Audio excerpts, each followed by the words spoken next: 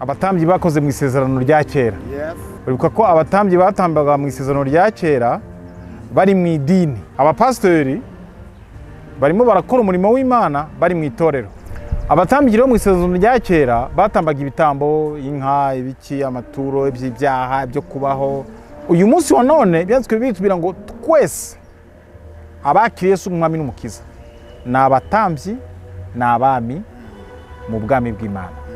Abatambyi bo mu isezerano rishya bakira ubutambyi buvuye muri Kristo, kuko Kristo niwe mutambyi uriho ubu wa none, niwe gitambo kizima kera gishimwa n'Imana cy'iteka ryose. Ese ibitambo batambaga kiriya gihe cyo mu isezerano rya kera, ubu uyu munsi nabwo nibyo bitambo batamba?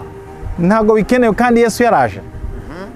Batamba ibitambo bijyanye n'umurongo Kristo yatanze. Pastori bisobanuye guhindura.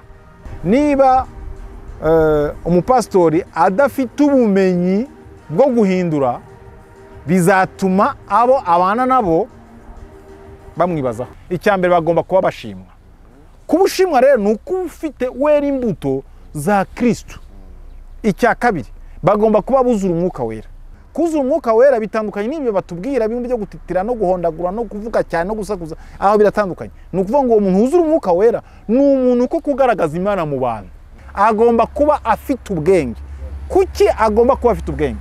Agomba kuba afite ubwenge kuko agiye guhagararira Kristo mu kuyobora abantu kugira ngo abajyane ku buzima bwiza Imana yabateguriye. Uwo muntu rero agomba kuba ari ku rwego rwo kuba yakwakira umuntu, akamenya uwo muntu impano ye, akamenya ubushobozi bwe, akamenya icyo afite kugira ngo akisobanure mu buryo bw'umwuka, none icyo kintu kigirira akamaro itorero n'igihugu. Abatambyi nabo bari batunzwe n'ibitambo. Ese ibitambo nibyo maturo? Mu isezerano rya kera hari mu idini. Mu isezerano rishya turi mu itorero. Icyitonderwa, itorero rikora iby'idini ryanga. Abo bantu bitwa abapastori mu by'ukuri ni abayobozi b'abandi.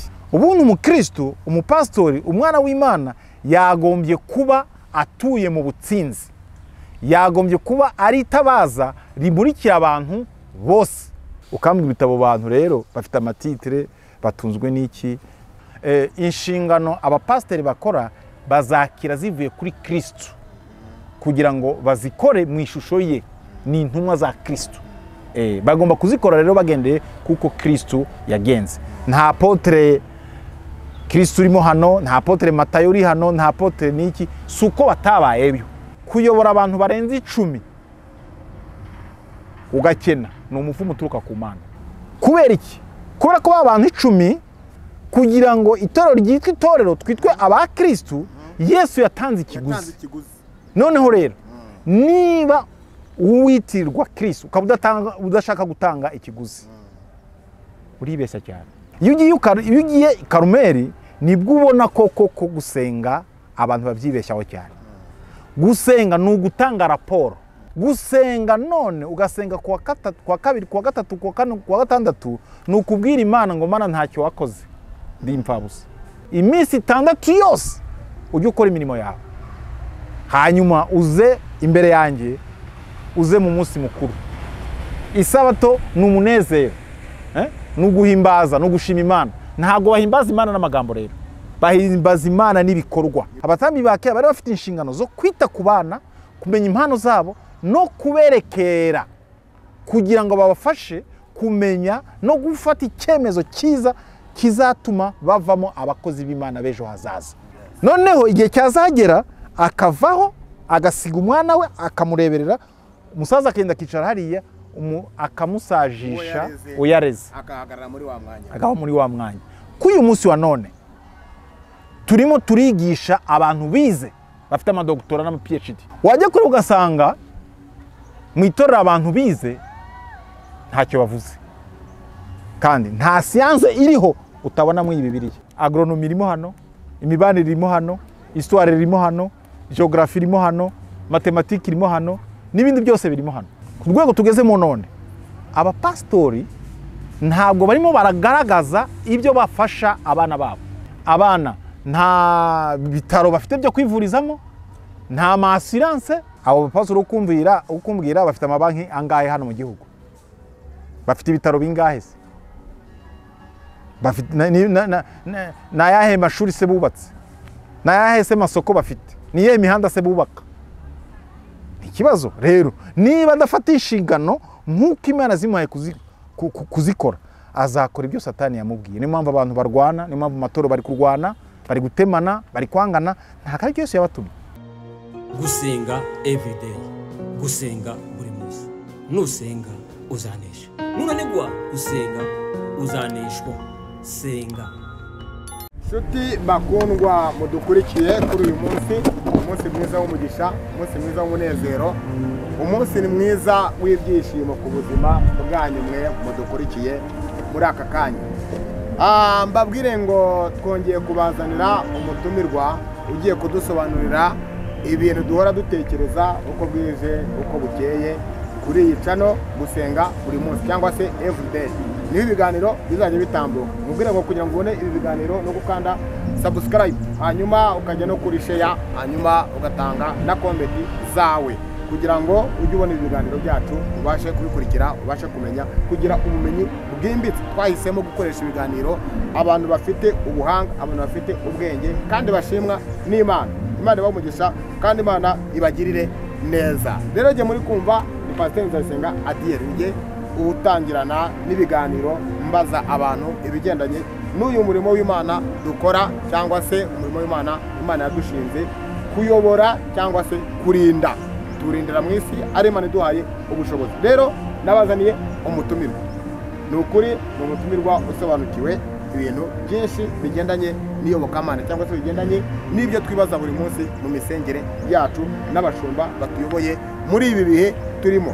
Ese abatambyi ba kera n'abapasiteri b'uyu munsi batandukanira hehe, bahurira hehe? Abatambyi ba kera n'abapasiteri b'uyu munsi batandukanira hehe, bahurira hehe? Ese imibereho yabo ni iyihe? Imibereho yabo irahuye cyangwa ntabwo ihuye? Ibyo nibyo bintu byinshi tugiye kuganiraho kugira ngo tubashe kugira uko dusobanukirwa. Ndabizi hafi ya mwese ibi bintu mujya mubyibazaho, utega amatwi kandi iki kiganiro uzacyumve ukirangize, kuko kizakugira umuntu ukomeye mu byo wibazaga kandi uzasobanukirwa byinshi. Imana ibahe umugisha kandi Imana ibakomeze mu izina rya Yesu. Dufite rero umutumirwa, reka tumwakire hanyuma atugezeho uko yitwa, tubwire naho yaturutse, hanyuma tuze dutangire n'ikiganiro cyacu. Murakoze, turakwakira. Murakoze cyane, ndabashimiye. Nitwa Habiyaremye Donahani, nkaba ndi umwana w'Imana, nkaba mvuga ivugabutumwa mu gihugu ndetse no hanze yaryo. Nkaba rero ntuye hano i Kigali. Imana iguhe umugisha umwana w'Imana. Murakoze cyane. Umwana w'Imana avuga ubutumwa bwiza, atuye hano i Kigali, abubwiriza mu gihugu ndetse no mu mahanga. Urumva ko Imana imaze kumukoresha ibintu bikomeye kandi hirya no hino. Mukozi w'Imana rero, hari ibintu byinshi abantu benshi baba mu nsengero cyangwa se basenga bamaze igihe bibaza, ntibabone ubusobanuro bwabyo. Twagira umugisha rero no kukubona, duhitamo kugutumirira abakunzi bacu cyangwa se abantu badukurikira kuri iyi channel kugira ngo babashe gusobanukirwa, babashe no kugira ubumenyi bwimbitse mu mitekerereze bibazagamo uko bwije uko bukeye. Ndagira ngo tugane ku kiganiro kigendanye n'abatambyi ba mbere mvuga. Tujya dufite ibyiciro bibiri twizereramo. Hari icyiciro cyitwa isezerano rya kera, hari icyiciro twita isezerano rishya. Mbese abatambyi bakoraga mu isezerano rya kera n'abapasiteri cyangwa se abatoranijwe bakora muri iri sezerano rishya bahurira hehe? Umurimo bakora ni umwe? Ese twabifata dute? Ibyo babyibazaho cyane, umurimo w'abatambyi n'umurimo w'abapasiteri w'uyu munsi. Ese abatambyi ni iki? Ese abapasiteri ni iki? Karibu twajya mu dusobanurire aho hantu. Murakoze cyane. Nk'uko mwabivuze, ni abantu babiri batandukaniye ku izina ndetse batandukaniye no ku bihe. Abatambyi bakoze mu isezerano rya kera. Wenda duhereye ku batambyi, uribuka ko abatambyi batambaga mu isezerano rya kera bari mu idini, nibyo? mu idini. Ubu abapasiteri barimo barakora umurimo w'Imana bari mu itorero, niko bivugwa. Ikibazo ni ukumenya kwitwa itorero no gukorera ibijyanye n'itorero, aho naho haraza kujyamo ikindi kibazo. Ariko urebye bose bakorera Imana imwe, bakorera Imana imwe, ariko uburyo bugatandukana bitewe na buri umwe wese uko yakiriye inshingano. Abatambyi bo mu isezerano rya kera batambaga ibitambo, inka, ibiki, amaturo, iby'ibyaha, byo kubaho, byo kwicungura n'ibindi byinshi murabizi. Niyo bakoraga ibyaha batangaga igihe n'icyaha. Yego. Uyu munsi wa none byanditswe bitubwira ngo twese abakiriye Yesu umwami n'umukiza ni abatambyi, ni abami mu bwami bw'Imana. Ariko nubwo muri Petero wa 2:9. Yego.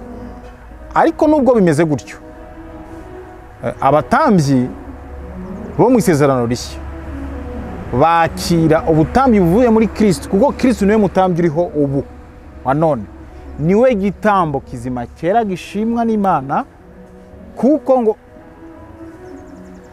ngo ibitambo biva amaraso, ibitambo by'inka, intama n'ibyo amapfizi ntabwo Imana yabishimye. Kristo rero aza nk'igitambo kimwe cy'iteka ryose, kandi aza nk'umutambyi umwe uhoraho.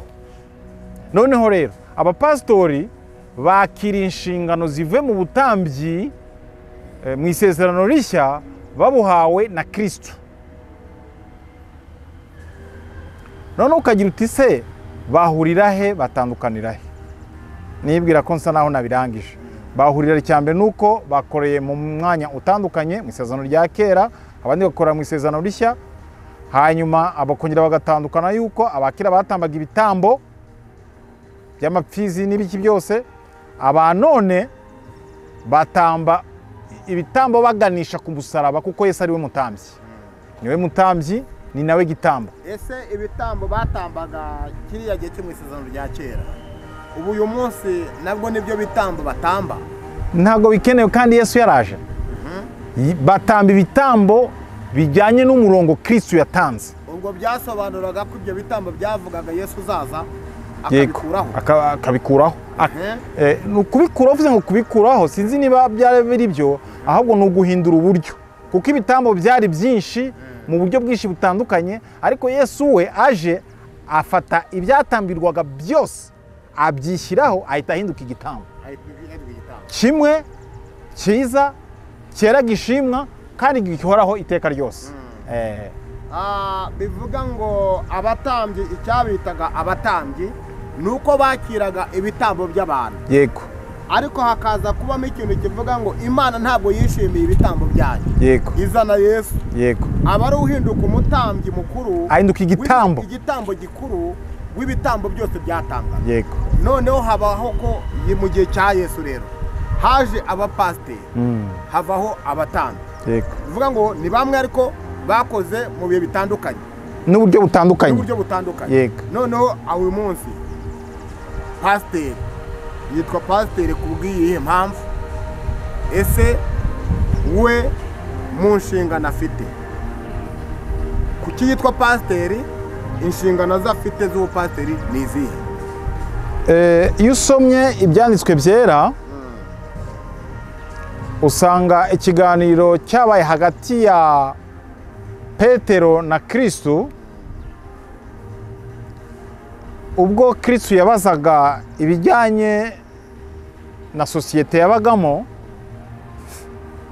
ariko Yesu afata ijambo kuri Petero aramubwira ati wewe warimo uroba amafi, ariko kuva uyu munsi wa none ntuzongera kuroba amafi, ugiye kujya uroba abantu. Pasiteri bisobanuye iki rero? Pastori bisobanuye guhindura.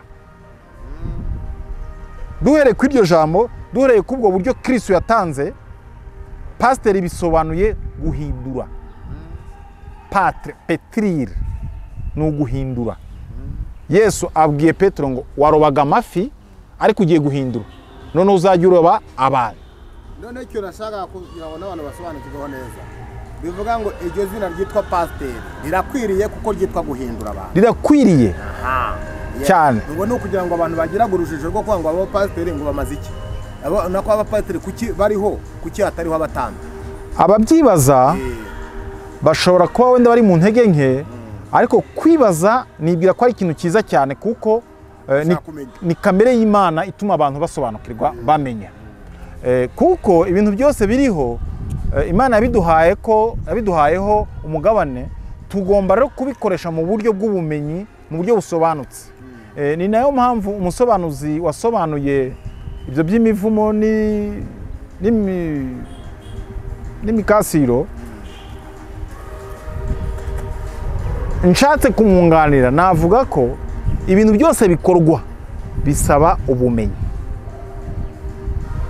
ubumenyi, noneho rero niba umupasitori adafite ubumenyi bwo guhindura, bizatuma abo abana nabo bamwibazaho.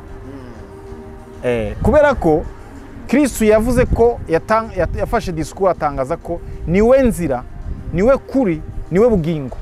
Iyo usobanuye ubugingo rero usanga ubugingo buri mu bice bitatu. Hari ubugingo buvuga amaraso, hari ubugingo buvuga ubuzima, hari n'ubugingo ubuzima tuzabaho iteka ryose. Noneho rero byose mu Kinyarwanda ntitubasha kubisobanura, ariko mu zindi ndimi birasobanuka. Noneho rero iyo atabasha guhindura umuntu ngo agire ubugingo nk'ubuzima, yadafite ubugingo nk'ubuzima, n'amaraso sinzi niba bamazima, ibyo buganga wenda simbizi, ariko niba adafite ubugingo bw'ubuzima, n'amaraso nta kuntu yaba mazima, sinzi ukuntu amaraso yabazima. Niba amaraso atabaye mazima, sinzi niba n'imibereho ibaye mizima ku buryo azabona ubugingo buhoraho. Noneho rero umupasitori uhindura agomba guhindura umuntu uvuye mu isi y'umwijima kugira ngo amujyane mu isi y'umucyo. Noneho rero hari umuhanga umwe witwa Bob Willy yaravuze ngo mbere yuko ubwira umuntu ibijyanye n'idini cyangwa itorero, banza umusobanurira itandukaniro ry'aho avuye, ry'aho ushaka kumuvana n'aho ushaka kumujyana. Avuye mu mwijima yibaga akarya, yeskorokaga akarya, yabeshyaga akarya, umubujije kuzongera kubikora. Ni byiza, biraryoshye. Noneho rero mwereke ikizasimbura bya bindi byamuhaga kubaho. Iyo mpinduka rero igomba kuba ifite ingingo nkuru zikomeye nk'izo Kristo yakoresheje. Abantu benshi mu bakirisitu cyane cyane mu bavuga butumwa bazakubwira ko Imana ibahagurukisha ngo bajyane ubutumwa, ariko nureba ugendeye ku byanditswe byera ukareba uko Kristo yabikoze, usanga abo bantu mu by'ukuri ntacyo bibitseho bajyanye bazatanga muri sosiyete bagiyemo, ku buryo sosiyete izaba sosiyete nziza ikwiye kwerekana umurimo Yesu yakoze mu bantu. Ibyo rero nibitaboneka bizatuma abantu bibaza cyane, bizatuma abantu bishidikanya k'uwo mupasitori. Kubera iki? Kubera ko izina rarifite, ariko iryo zina ntabwo rifite ubusobanuro bwaryo, nta mirimo ririmo ryerekana. Nibwira ko wenda mu ntege nke zanjye araho nagaruka. Ubwo ni ukuvuga ngo abantu bahamagawe cyangwa se abaturanijwe kugira ngo bigishe abandi bagomba kubanza kugira ubumenyi bwimbitse kugira ngo babone kugeza aho abandi bwa bumenyi bafite kugira ngo bagire icyo bamenye. Niko Yesu yabikoze. Niko Yesu yabikoze. Yafashe imyaka 3 abanza yicarana n'abantu abereka ibyo bavuyemo, kuko bari bavuye mu isezerano rya kera. Kandi twibukiranye kugira ngo abantu bave mu rungabangabo, twibukiranye ko umurongo ugororotse w'abafarisayo, w'abasadukayo, w'abazerote, w'abaherode muri Bibiliya werekana ko bigaga amategeko. Amategeko rero ni ibyanditswe byera, bari babizi, ariko babizi mu buryo bw'isezerano rya kera. Rero bari abantu Yesu yatoranyije mu basadukayo, akuramo abantu arabatoranya arabigisha, atoranya mu bafarisayo, atoranya mu bazerote, atoranya mu baherode. Yarakoraga iki? Yarashatse guhindura uburyo bwo kubavana mu idini abajyana mu itorero, mu muryango w'abana b'Imana. rero abana b'Imana, Imana yabaremeye uburyo bwo kubaho.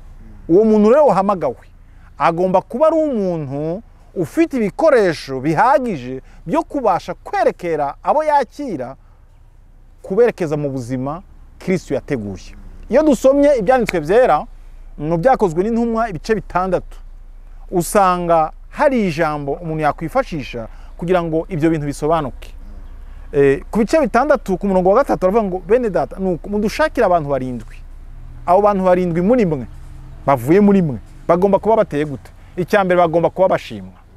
Kubushimwa rero nuko ufite wera imbuto za Kristo. Icya kabiri bagomba kuba buzura umwuka wera. Ibyo byose ni ibintu bijyanye, no kuvuga ngo urashimwa kuko wera imbuto za Kristo. Wera imbuto za Kristo no kuvuga ngo wuzura umwuka wera. Kuzura umwuka wera bitandukanye n'ibyo batubwira bimwe byo gutitira no guhondagura no kuvuga cyane no gusakuza, aho biratandukanye. No kuvuga ngo umuntu wuzura umwuka wera ni umuntu uko kugaragaza Imana mu bantu. Ni umuntu wera imbuto z'umwuka wera. Hanyuma icyanyuma gikomeye, agomba kuba afite ubwenge. Kuki agomba kuba afite ubwenge? Agomba kuba afite ubwenge kuko agiye guhagararira Kristo mu kuyobora abantu kugira ngo abajyane ku buzima bwiza Imana yabateguriye. Uwo muntu rero agomba kuba ari ku rwego rwo kuba yakwakira umuntu, akamenya uwo muntu impano ye, akamenya ubushobozi bwe, akamenya icyo afite kugira ngo akisobanure mu buryo bw'umwuka, none icyo kintu kigirira akamaro itorero n'igihugu. Icyo kintu rero tugisobanuye mu buryo bukomeye, ibyanditswe byabigaragaza ko ni impano. Nta muntu udafite impano ubaho. Noneho rero uwo muntu wakiriye uwo muntu agomba kuba afite ubwo bushobozi, ubwo bwenge bwo kureba uwo muntu akamukurikirana, akamwiga, akamenya impano ari bumwerekezeho. Kugira ngo ibyo bisobanuke, nafata nk'urugero rwo kuba abantu bashobora kwibaza izo nshingano zabo bantu. Uzabona umuntu n'umuririmbyi yariye. Abenshi sinzira mwarabigenzuye, muzasanga umuntu aririmba ibyo kwishima, mu maso ye hababaye, arimo aravuga ibyo atazi. Muzashama ari kuvuga, ari kubyina bihuye. Yego, uzasanga nk'indirimbo tuvuge z'aba Pentecoste nyinshi, uzasanga zirimo kubyina ariko ari kuririmba agahinda. Ni cyerekana ko uwo muntu ntago yigishijwe, ntari kuvuga ibintu azi, ntago yigishijwe.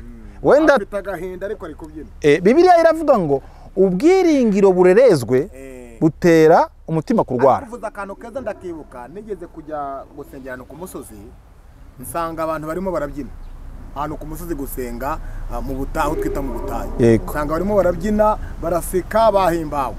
Bintera kwibaza cyane, ese mu butayu bahasekera, ese mu butayu bajyaho bajyanywe n'iki? Ariko ntabwo nshaka ko tukiganiraho, ahubwo numvise uburyo abantu bajya babyina bakanabyina bababaye. Yego, ubyinishijwe n'igikunze ko umuntu abyina kubera anezerewe. Yego, ubyinishijwe n'iki? Yego, icyo kintu wenda cyumvise nanjye numva ako kantu nakavuga ko kashyigikira icyo kintu nabonye. Yego. Murakoze rero, Imana iguhe umugisha. Nshuti bavandimwe, muradukurikiye, murumva iki kiganiro uburyo kimeze. Abatambyi n'abapasiteri b'uyu munsi, twabonye ko umwanya abatambyi bakoreyemo utandukanye n'abapasiteri bakoreyemo. Mbere bakoreraga mpamvu bitwaga abatambyi, kwari uko batambwagaho ibitambo. Ibyo bitambo byaje mu kugira ngo byo kutogaragara mu bapasiteri, nuko Kristo yaje akaba ari we uhinduka igitambo kizima gishimwa n'Imana. Uyu munsi rero ntabwo abatambyi bakiri gukora, ahubwo Yesu nk'uwaje nk'umutambyi mukuru niwe utoranya ukwiriye. Ku ijambo ry'Imana tubonye hano bya kunumwa ibice 3 baravuga ngo nuko bene data mutoranye muri mwe abantu 7 bashimwe buzuye umwuka wera n'ubwenge, tubashyire kuri uwo murimo. Iri ni ijambo umukozi w'Imana yarazanye, numvise ashaka kuribasomera kugira ngo muryumve, mwumve ukuntu Yesu yatoranije. Kandi iyo dutonye mu Rwambere rwa Petero ibice 2, naho hagaragaza uburyo turi abatambyi b'ubwami. Uvuga ngo natwe abakristo bamenye Yesu, abakiriye Kristo, twahindutse abatambyi b'ubwami, twahindutse icyanga ryera, twahindutse ubwoko Imana yose ikabwishimira. Imana rero ibagire neza. Iki ni ikiganiro cyiza kandi nzi ko mu mazi iminsi mwibazaho. Noneho mukozi w'Imana, twumvise abatambyi, twumvise abapasiteri, twigire kuba pasiteri uyu munsi. Tuzi ko abatambyi ba mbere bari batunzwe n'ibitambo abantu bajyanaga. Uyu munsi abahamagawe na Yesu batoranijwe, bafite ubwenge, bafite ubuhanga. Abo bantu batungwa n'iki ku bw'uwo murimo? Niba batambye barabagaho batunzwe n'ibitambo, uyu munsi abapasiteri batunzwe n'iki uyu munsi? Bimeze bite? Icyo ni ikibazo nabo bahora bibazaho, kandi abantu bazi ko abapasiteri batunzwe n'amaturo, abatambye nabo bari batunzwe n'ibitambo. Ese ibitambo nibyo maturo cyangwa se amaturo niyo bitambo? Mwadusobanurira. Biragoye wenda ko ndi bisobanure kuko sinigeze mba umupastori ufata izo nshingano. Twakubajije nk'umuhanga, nk'umusesenguzi. Ariko ikiri cyo ubundi ibintu Bibiliya itavuze tugerageza kubyigengeseraho, ubundi tukabisobanuza duhereye kuri ibyanditswe byera. Hanyuma rero uti batunzwe n'iki? Nsubiye inyuma gato, mu isezerano rya kera hari mu idini. Mu isezerano rishya turi mu itorero. Icyitonderwa, itorero rikora iby'idini ryanga, idini rikora iby'itorero ridashaka. Abo bantu bitwa abapastori mu by'ukuri ni abayobozi b'abandi. Abantu Imana yaturanyije. Nanditse igitabo kivuga ubuyobozi buturuka ku Mana, kigizwe n'ibice bitatu. Icya mbere ni uburere, icya kabiri ni umuco. Ibyo byombi iyo bifatanyije bitanga iki? Bitanga ubutsinzi. Ubundi umukristo, umupastori, umwana w'Imana yagombye kuba atuye mu butsinzi, yagombye kuba ari itabaza rimurikira abantu bose. Kubera iki abo bantu bakagombye kuba gutyo? Reka mbone ngiye gusubiza. Mu itorero Yesu yaje aciye bugufi. Kuvukira mu kiraro ni ikimenyetso, ni ubutumwa bwiza ku bayobozi bubereka guca bugufi, kuko yari umwami avukira mu kiraro, nk'inshingano zo kubabwira ngo mugende mwite ku baciye bugufi, mwite ku bakene, mwite ku bapfakazi, mwite ku bantu baciye bugufi. Iyo aza kuba ari umuntu ukeneye ayo matitire urimo uvuga ya bishop na bya bindi wambwiye byose, hano muri Bibiliya warabisanzemo. Dore icya mbere, mu itorero ntuzasanga apotre Matayo, kandi ni apotre ariko ntiyabyanditseho. Ntuzasanga apotre Yohana, ntiyabyanditseho. Cyangwa apotre Pawulo, apotre ntuzabyandikaho, ntabwo yabyanditseho. Aho ni ikimenyetso cyo guca bugufi kugira ngo Imana ishyirwe hejuru. Ukambwira ibitabo bantu rero bafite amatitire batunzwe n'iki gutyo. Yesu abaha izo nshingano nuko yarazi ko bazazubahiriza nkuko yazibahaye. Tugiye mu byanditswe byera, ziriya nshingano ziratubwira ngo mugende mu mahanga yose. Ririya jambo mu mahanga yose, iyo ugiye mu isezerano rya kera usanga abanyamahanga bari abantu batari abayisiraheli. None mu isezerano rishya abantu batari abamahanga ni bande? Ni abantu batari abakristo, ni abantu batajya mu rusengero, ni abantu batari abakristo. Abakristo rero ntago ari byo Yesu yakoze. Yesu ntago yakoze ubukristo, Yesu yakoze abana b'Imana. Ubukristo ni imvugo cyangwa statement y'abatizera mu gihe babonye abantu bizeye Yesu bakora nk'ibyo Yesu yakoraga, baravuga ati bari abantu ni abakristo kuko bakoraga nk'ibyo Yesu yakoraga. Yarababwira ngo mugende mu bahindure. Noneho rero ndacyavuga ubukristo, ndongera nsubiremo ngo Yesu ntiyakoze ubukristo, kuko ubukristo birangiye bibaye idini. Kandi nakubwiye ko yafashe idini, ku madini yose afatamo imbuto akora umuryango umwe. Yesu yakoze itorero, ntago yakoze idini. Noneho rero sindi bujye impaka nawe nkubwira ko hari amatorero cyangwa amadini, ahubwo ndakubwira ngo ibyo bakora koko bijyanye n'itorero. Niba badakora nk'ibijyanye n'itorero bura bakora iby'idini, ibyo ntugire intambara ujyamo. Buri muntu wese azikorera umuzigo we. Icyangwa ni ukumenya itorero ni uguca bugufi. mu nshingano z'uwaziduhaye. Yesu yaraje avukira mu kiraro, bwari ubutumwa bwiza bwo guca bugufi. Urakureba atubwira gusangira, kwifatanya n'abaciye bugufi, kwifatanya n'abababaye, kwifatanya n'imfubyi, kwifatanya n'abakene, kugira ngo tuzamuke hamwe dukora umuryango w'abana b'Imana. Ntabwo rero kwitwa bishop ari bibi, ntabwo kwitwa apotre ari bibi, nubwo wenda iryo jambo nkoresheje sinzi none ntabwo hari apotre ari missionnaire, ariko kubwo banze ubutumwa bwo guca bugufi bagashima kujya hejuru, nabyo ntabwo ari bibi baramutse babikorera. Ariko icyo nshaka kukubwira nuko inshingano abapasteri bakora bazakira zivuye kuri Kristo, kugira ngo bazikore mu ishusho ye, ni intumwa za Kristo.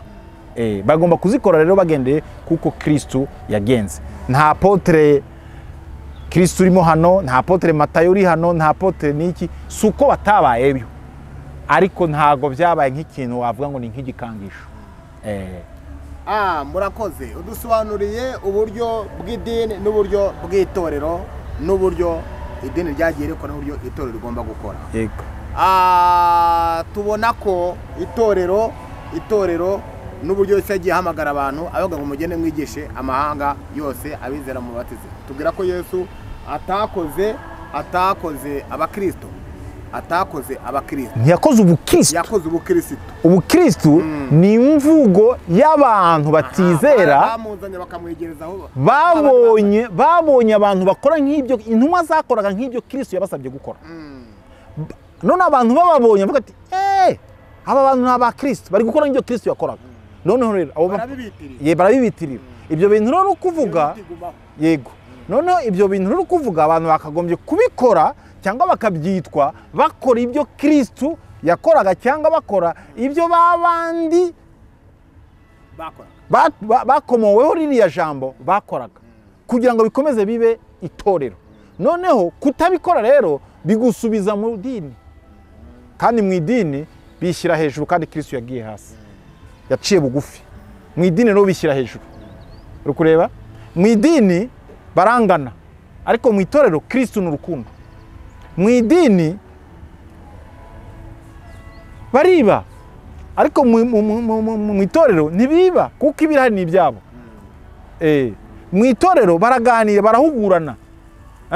Mu idini bacirana imanza. Urumva? Mu itorero barasangira, mu idini umuntu ni ku giti cye. Ibyo rero ni ibintu biteye urujijo mu bantu, ariko si igitangaza kuko n'ibyanditswe byera, urwandiko rwa 2 rw'Abakorinto ibice 11 ku murongo wa 14 niba ntibeshye, haravuga ngo si igitangaza ko na Satani yigira nka marayika w'umucyo. Rero n'abakozi b'Imana bashobora kuvuga izina ry'Imana ko badakora nk'iby'Imana. Abo rero ibyanditswe biravuga ko bazabibazwa. Si ikibazo cyo kwitwa pasteri, si ikibazo cyo kwitwa apotre, ahubwo ni ikibazo cyo kwiyita ibyo uri byo koko. Yego. Urakoze cyane. Noneho tumaze kubona itorero, tumaze kubona nabo Imana yahamagaye ikabaha inshingano, bakaba muri izo nshingano bazikora neza, bazikora nabi. Aho ngaho ni hagati y'uwabahamagaye nawe yahamagaye. Yego. Noneho twagiye ku kintu kigendanye. Ese aba bantu Imana yahamagaye, Yesu yahamagaye ko ngo nimugende mubwirize ubutumwa bwiza. Natanya nkuvuga ngo ubuzima bwabo mu buzima busanzwe, izo nshingano bahawe nizo zikomokaho kubaho kwabo, cyangwa se hari ubundi buryo bagomba gushakisha bwo kubaho buri hejuru yo guhamagarwa na Yesu? Icyo ni ikibazo gikomeye cyane gusubiza, kuko nakubwiye ko ntigeze mfata izo nshingano wenda ngo menye uko babayeho. Ibyo byose navuga wenda n'ubumenyi naba narumvise, ariko nibwira ko byafatwa nk'impuha ku buryo n'uwabimbaza reference hari ntayibona. Ariko reka tuvuge gutya, ibyanditswe byera batubwira ngo nta ukongeza itabaza hanyuma ngo agire gute, ngo arishyireho intonga. Aripfundikira. Yego. Utise babayeho gute? Nyakubahwa buriya wabonaga abatambye. Yego. Abo bayoboraga bazanaga ibitambo byabo. Yego. Kandi ibyo bitambo nibyo byatungaga abatambye, ni Bibiliya bigaragaza. Yego. Noneho aba uyu munsi Yesu yahamagaye Yesu yanika atuma bari abigishwa ababwira ngo nimugende mubwize ubutumwa bwiza, yababwira ngo ntimugire icyo mujyana. Yego. Ntimugire icyo mujyana. Vuga ngo yarabahaye ko bazatungwa n'icyo bagiyemo. Yego. None ngo ese niba Imana ihamagaye abantu ngo bajye kubwiza ubutumwa bwiza, bahagararire abandi kubahagararira bakabwiza ubutumwa bwiza, aho babonye bakabahagararira kubayobora mu buryo bw'inzira y'ubwami bw'Imana. Abo bantu bazatungwa n'iki? Ko uyu munsi ntabwo turabona ko ntitwabonye ko ibitambo bigitambwa kandi Yesu yarazaga Yesu. Abo bantu bo bazabaho bate? Nicyo kintu nibazaga. Reka ngusubize gutya. Abo bantu barahamagawe koko. Icyitonderwa. Dufite imihamagaro myinshi cyane. Dufite imihamagaro ya Yesu. Yesu yahamagaye ntabwo yigeze ahamagara abakene. Ntabwo yigeze ahamagara abakire. Yahamagaye abize. Ntabwo yihamagaye abatarize. Yahamagaye abarushye n'abaremerewe. Abitabye bose rero barahamagawe. Uko baba baritabye kose barahamagawe. None ikibazo ni ikihe rero? Witabye gute? Wagiye mu nshingano gute? Twerekana abakwiriye gutoranywa ko Bibiliya iberekana biriya bintu bitatu, wenda ni twakoresheje, ariko ugiye no muri Timoteyo urahasanga henshi cyane. Herekana uburyo umuntu ukwiriye kuyobora abandi agomba kuba meza. Icyambere agomba kuba ari umuntu ubashije kwitunga, ari nyangamugayo. None ndashaka ngo none rero tugereranye abo mu isezerano rya kera na mu isezerano rishya. Igitabo cy'imigani kiragusaba ubwenge. Mwana wanjye, menya ubwenge n'ubuhanga, wumve ibyo amategeko yanjye avuga. Kuva ku gice cya mbere ni ubwenge n'ubuhanga, kugeza kuri 4 ni ubwenge n'ubuhanga. Mwana wanjye, ntukareke amagambo yanyu.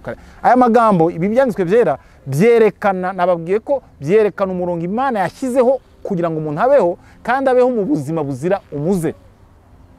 None ijambo ry'Imana utaryubashye rero ubuhamagaye Satani kuba umuterankunga wawe. Ntabwo bikanze Satani kuvuga ko wagiye mu rusengero cyangwa ko wakiye Yesu.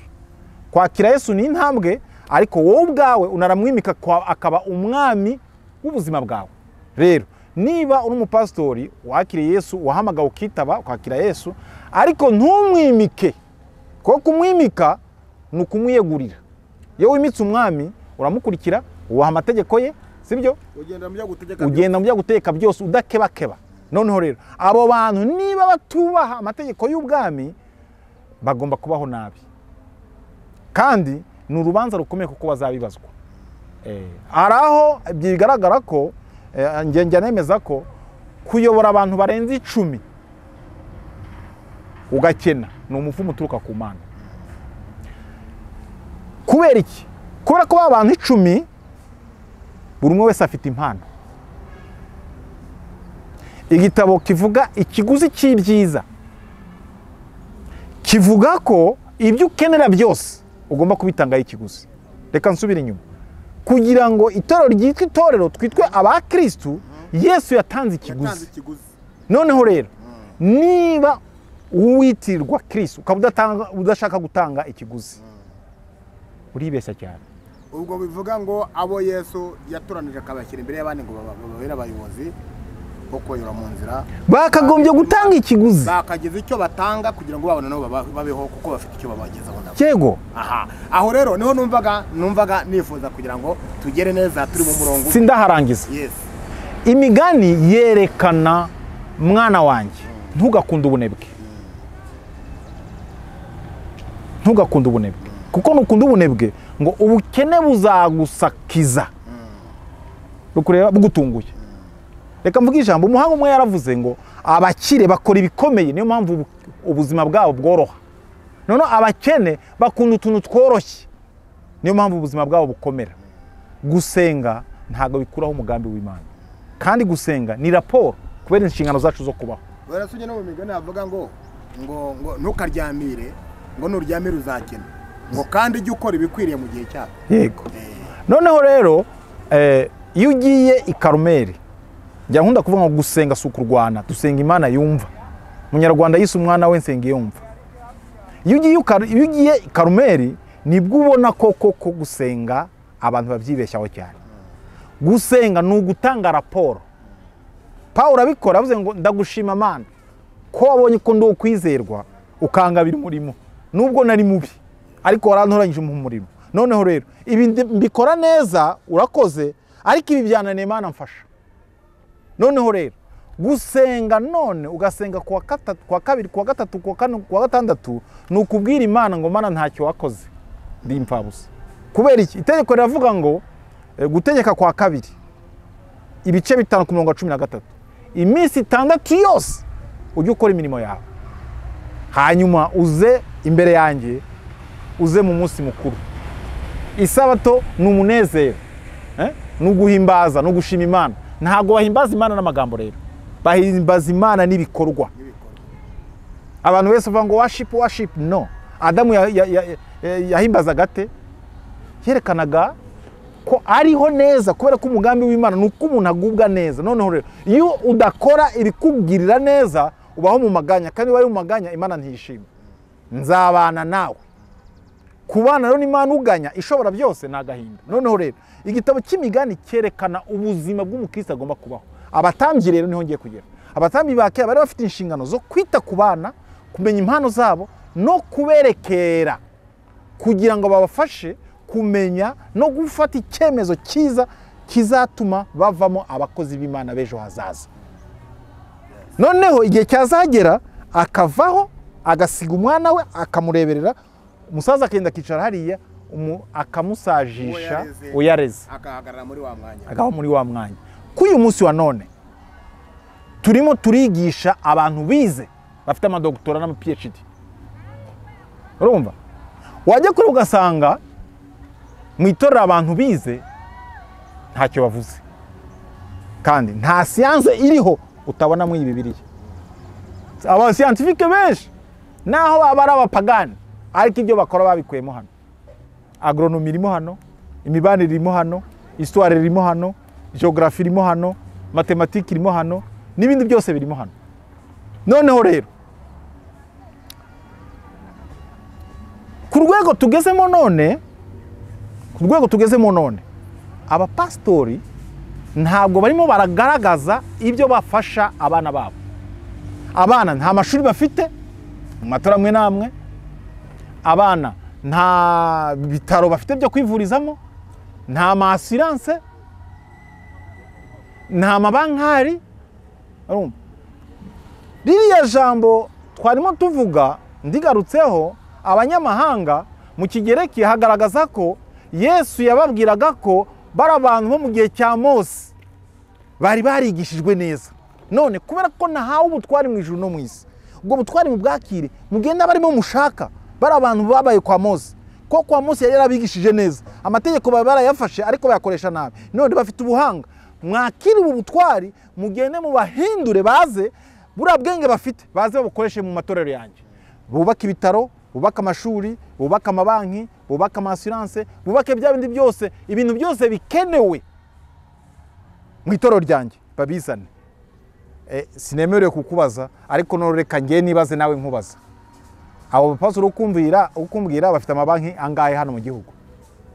Bafite ibitaro bingahe se? Bafite na yahe mashuri se bubatse? Na yahe se masoko bafite? Niye imihanda se bubaka? Ikibazo rero, niba ndafata inshingano nk'uko Imana zimuhaye kuzikora, azakora ibyo Satani yamubwiye. Ni mpamvu abantu barwana, ni mpamvu matoro bari kurwana, bari gutemana, bari kwangana. Nta ari Yesu yabatumye. Yesu ni urukundo, yabatumye gukunda no gukundana, kugira ngo icyubahiro cye kigaragare na buri wese, none bose baze bamusanga mu itorero.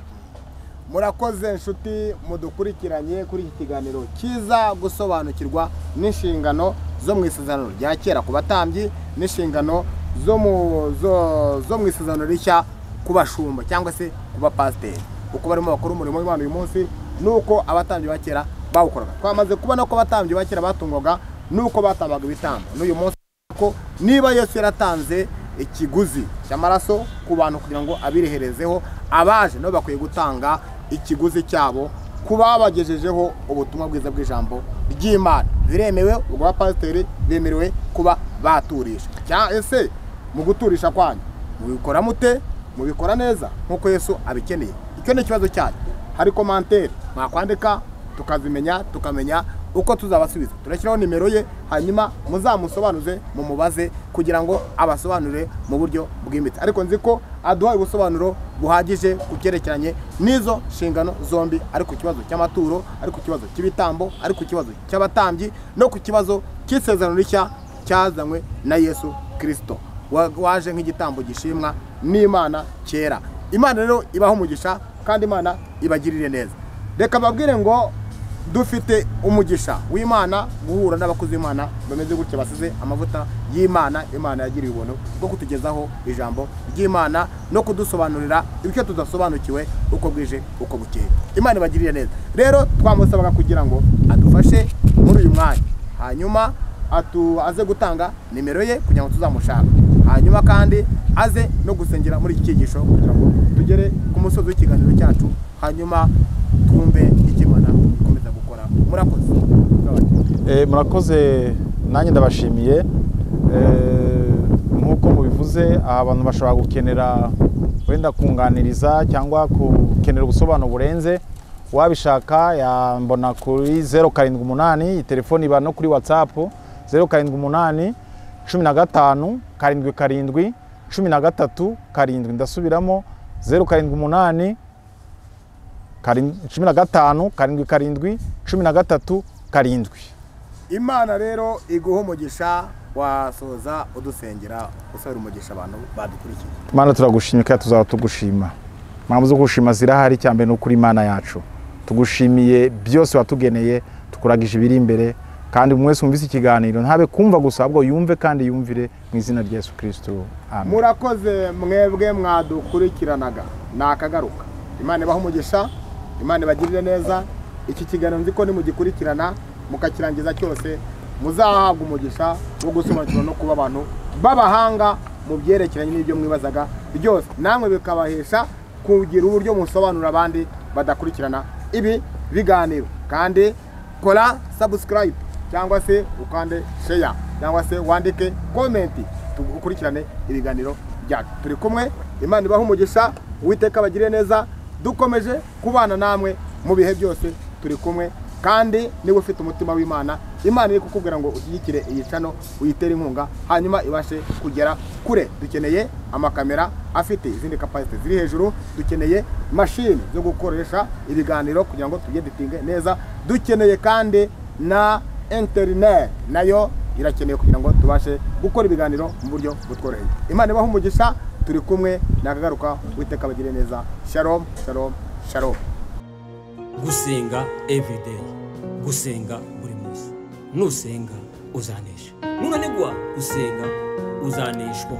Senga.